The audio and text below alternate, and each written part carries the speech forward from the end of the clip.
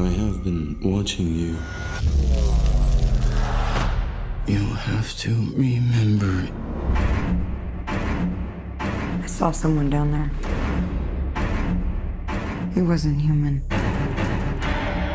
The Ghost in the Shell live-action movie will never live up to the hype of the anime. It's so good and so shut up! If you guys were ever able to sit through those horrible criticisms of this movie before it came out, then welcome to today's review of Ghost in the Shell, the live-action edition, with me, TJ of NerdMake. Welcome to the review. Now, I'm going to have to preface this a little bit. I'm going off script a little bit, and not that there even is one, these are just me talking. But about the, like I said earlier, criticisms about this movie before it originally even came out. Now, a lot of people were downvoting this movie to hell, mostly because Scarlett Johansson is the main star. And I don't get it. I really don't. I get that people wanted whitewashing controversy aside, I get people wanted a perfect remake, a perfect retread, if we may call it that. But there's a reason that Scarlett Johansson is in this movie. She's a big box office draw. Not that helps movies like The Great Wall, but at least they say why she has the body she does, which we'll get into in a bit. Now, that argument aside about the whitewashing and all of that, take that with a grain of salt, take it as you will. There were also a few controversies just with critics slamming this movie already, and people already saying that this movie can never be as good as the anime. I will agree with that. The anime is damn near perfect, if anything, and you can't do a recreation or a retread, a shot-for-shot done movie of Ghost in the Shell. It's not possible, especially in live action.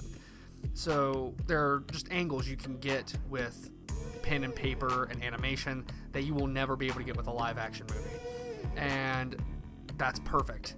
That's fine. That's the way it is. But how does this movie stand up as an adaptation of that content? With me as an actual fan of the series, I'm not even going to lie, I'm a huge fan of Ghost in the Shell. But as we've learned in the past with movies like Dragon Ball Evolution, adaptations can be the absolute worst thing. So I had very low expectations going into this. So how do my feelings, how does my ego stand up after having seen this with my beautiful wife? I'll tell you, it's actually not harmed. That's two movies actually that I feel incredibly unfazed by. Power Rangers with its product placement, neither here nor there. Hashtag cream sponsor, please. With Power Rangers living up to at least some form of hype, which is nice, Ghost in the Shell actually delivered what it promises. It promised an adaptation of the content. Now, is it all completely faithful? No, it takes its own turns, its own twists, and it works out, I think, better for it. Mostly for why I said earlier, because a shot-for-shot or a perfect adaptation would have been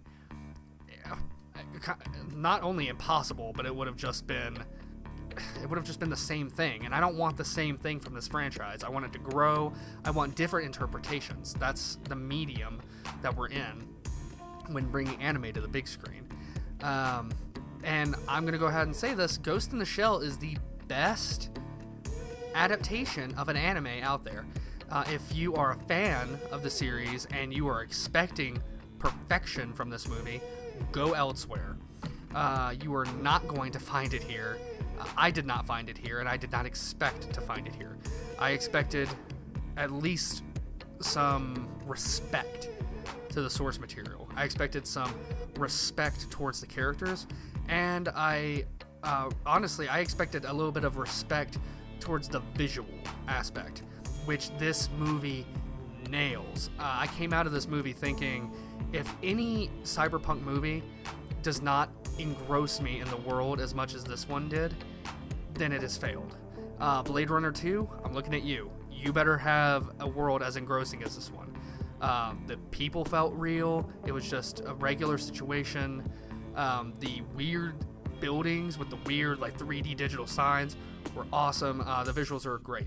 However, I will say there is a bit of a use, not a reliance. Some people are saying there's an over-reliance of it, but there's a good few scenes with slow-mo. And if those scenes turn you off now, like, just walk away, because you're not going to like this.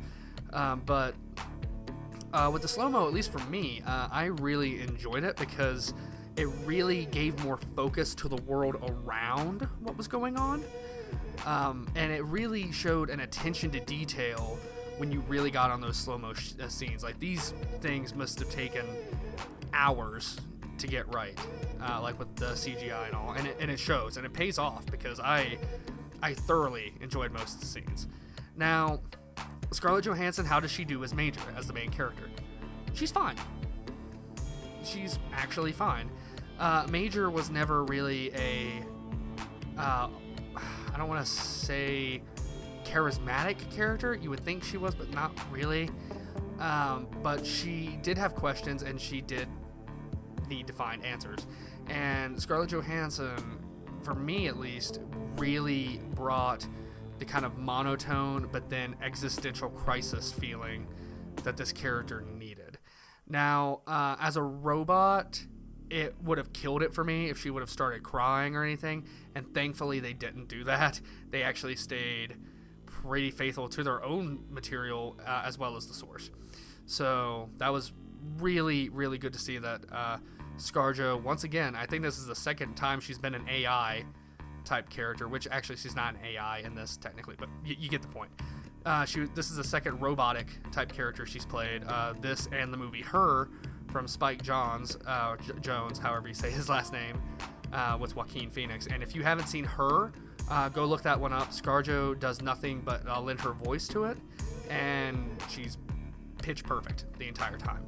So I'm already a fan of ScarJo, and I was skeptical. I mean, even me being a fan of her work, I was hugely skeptical of her being the Major in this movie. But like I said, she did fine.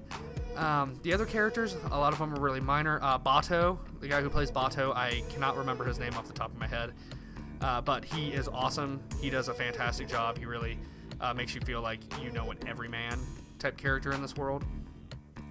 We have Takeshi Kitano, Beat Takeshi, who I love as the blind swordsman.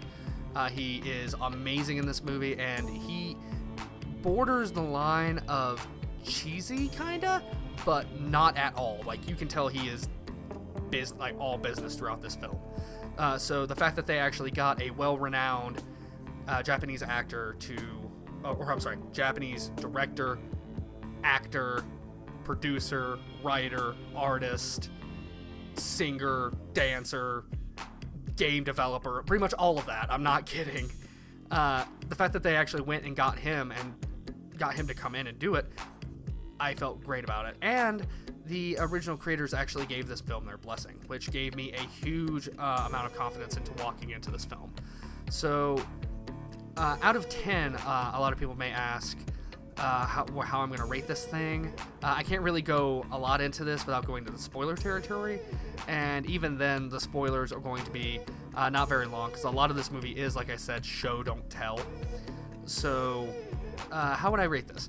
Now, 10 is being perfect, or not perfect, but 10 being a benchmark for other films in the future, like The Godfather or something like that, and a 1 just being absolute Dragon Ball Evolution garbage that is completely disrespectful. How do I rate this film? I say at the lowest I'm going to give it is a 7, but I'm still enjoying it, so I'm going to say an 8. It's an excellently done film.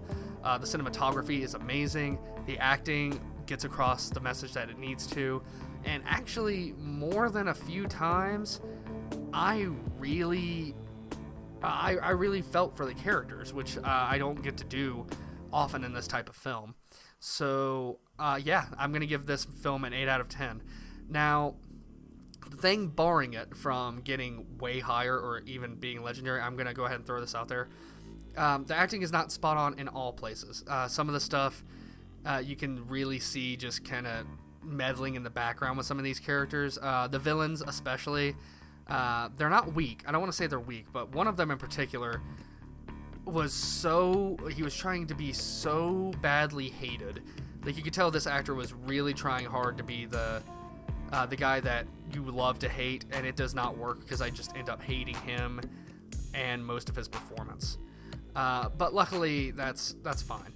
And one of the other villains is good in a sense, but it's kind of a weird turn, and you guys will realize what I'm talking about in the spoilers.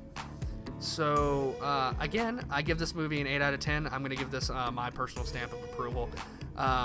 Again, if you guys are huge mega fans and you don't want to see your baby not be fully realized on the screen, look elsewhere. But as an adaptation goes, if you're okay with shutting your mouth and just allowing an adaptation to be what it's supposed to be, an adaptation, this is the best one. And the best one because of the respect for the original creators and the source material. So that's all we have for now. We're going to have the spoiler section pretty soon after this. That will be linked in the description below. My name's TJ of NerdMake, and make sure to leave us a like, a comment, let us know what you thought about the movie. Subscribe, really helps the channel grow. Again, even though I just said it, I'm TJ of NerdMake, and I'm signing off. I love you guys. I'll talk to you later.